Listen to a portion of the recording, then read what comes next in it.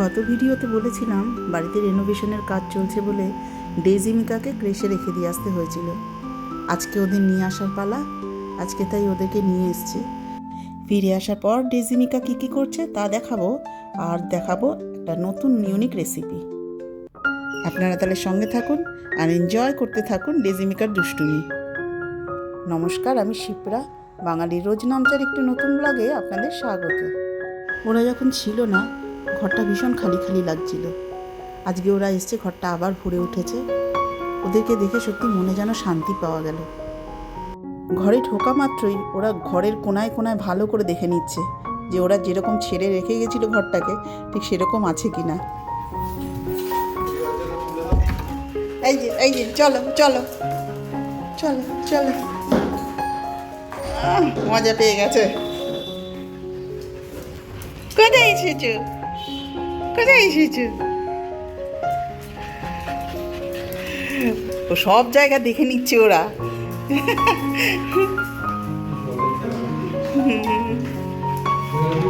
আনা হয়েছে ওগুলো? হ্যাঁ, এখানে মিকা ঢুকে দেখে নিয়েছে।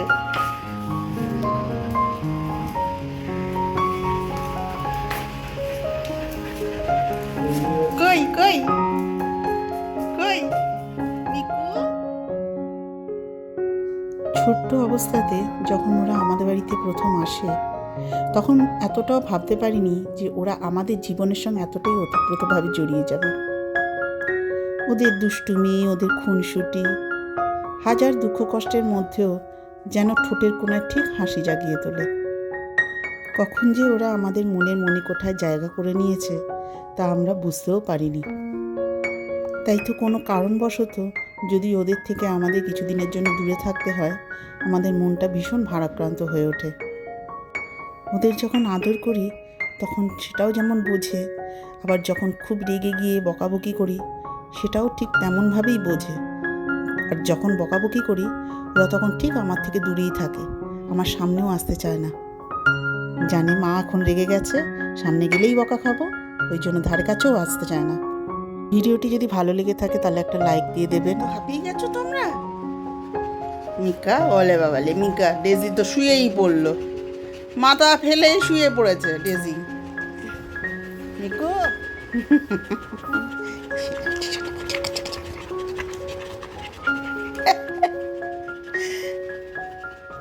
ছেলে একটু নিচে গিয়েছিল, তাই ওদের কিউরিসিটি কেন নিচে গিয়েছিল। এখন ওর পেছন পেছন ঘুরবে, ওর গায়ের উপর উঠবে, ওর সঙ্গে একটু খুনসুটি করবে, এটাই ওদের মজা লাগে। তবে ডেজির থেকে মিকা একটু গায়ে ওঠা বেশি পছন্দ করে। ও একটু আদর করা, আদর খাওয়া বেশি পছন্দ করে। ডেজি অতটা পছন্দ করে না, ওকে আদর করতে গেলেই ও খালি দূরে দূরে থাকে। মিকার সব দিকে চোখ, আমি শরবত খাচ্ছি, ওরও নাকি শরবত চাই। যদিও আমরা বাইরের কোনো খাবারই ওদেরকে অ্যালাউ করি না, ওদের আলাদাই খাবার থাকে, আর আমরা ঘরে ওদের জন্য স্পেশালভাবে খাবার বানিয়ে দিই। ওদের অনেক কিছুই রেস্ট্রিকশানে রাখতে হয়।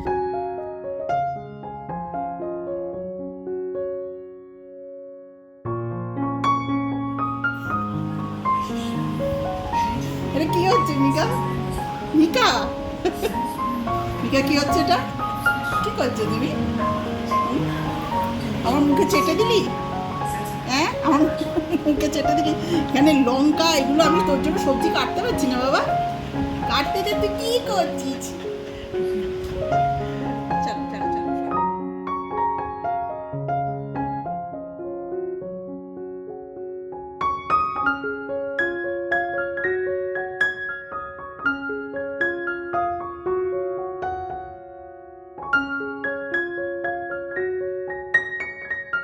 ব্যাস, ওদের এখন WWF চালু।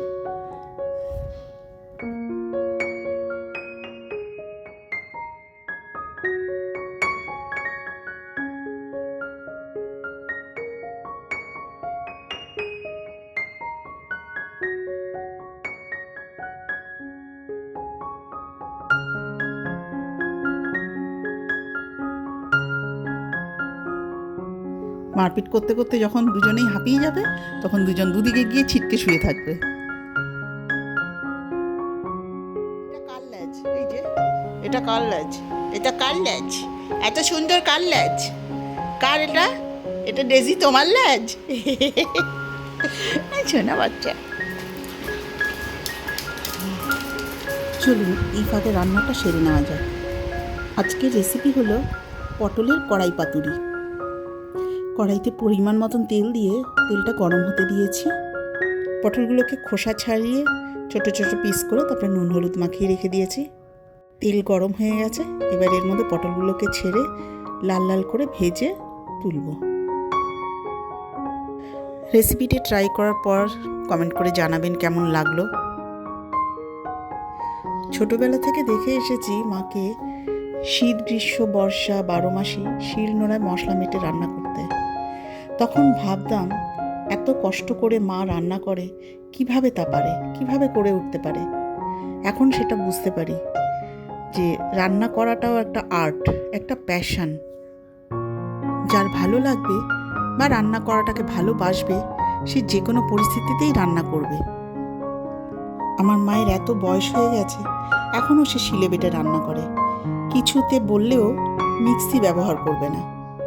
যাকে এখন মশলাটা তৈরি করে নেওয়া যাক। দেখুন এর মধ্যে কী কী মশলা দিচ্ছি। এখানে 1 চামচ সাদা সর্ষে আর 1 চামচ কালো সর্ষে দিয়েছি।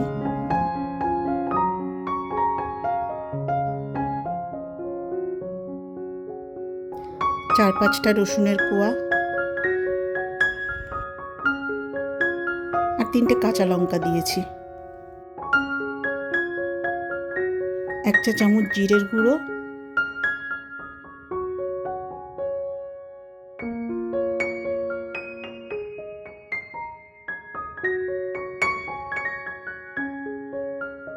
হাফ চা চামচ ধনে গুঁড়ো,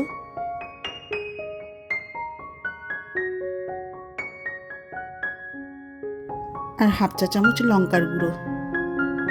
ব্যাস এটার একটা পেস্ট বানিয়ে নেব। এদিকে পটলগুলো ভাজা হয়ে গেছে, ওগুলো নামিয়ে রাখবো। এবারে কালো জিরে ফোড়ন দেব।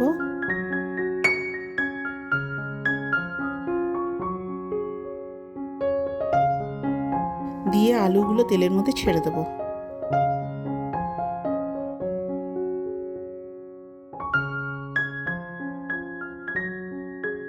তারপর একটু নাড়িয়ে চাড়িয়ে নিয়ে মশলার পেস্টটা এর মধ্যে ঢেলে দেবো।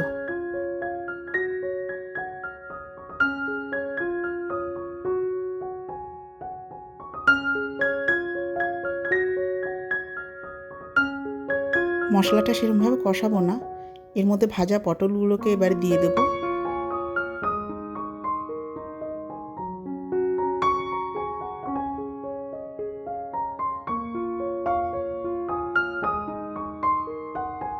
এবারে কুচনো পেঁয়াজ দিয়ে দেব।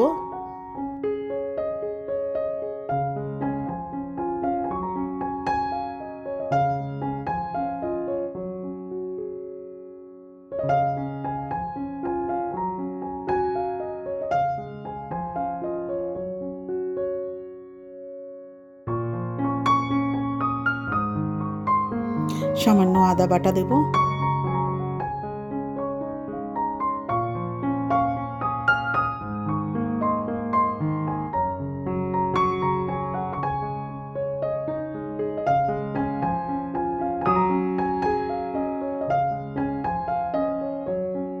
এবার পরিমাণ মতো নুন দিয়ে দেব।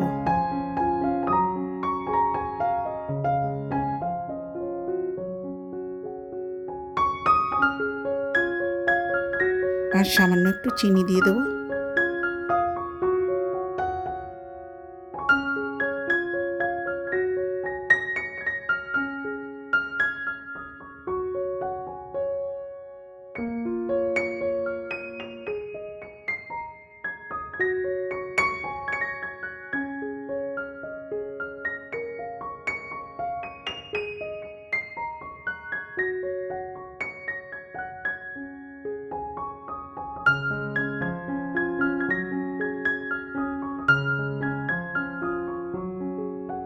এবার উপর থেকে সামান্য কাঁচা সর্ষের তেল ছড়িয়ে দেব।